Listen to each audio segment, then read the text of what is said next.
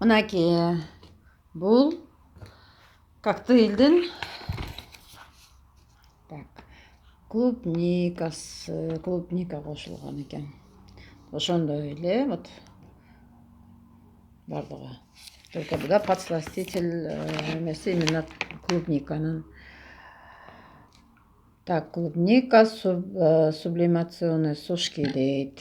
Просто волокна тазаланганда ошон үчүн кургатып туруп эле ошодон кошулган. Так алгандары бүт составы ошол эле витамин С, ошондой эле витамин Е, В6, В1, В2, В12 деген фолиевая кислотасы бар, ошондой эле калий, кальций. В общем, анан бул жерде дагы бардык эле калган составдар ошол эле нормада жасалган.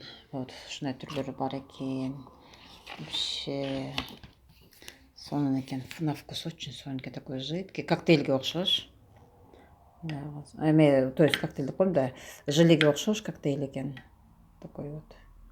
Анан бүт мына кургатылган эмелердин көрүнүп турат да, именно клубниканын прям кусоктору дагы бар экен. Вот прям такой вот сонун экен.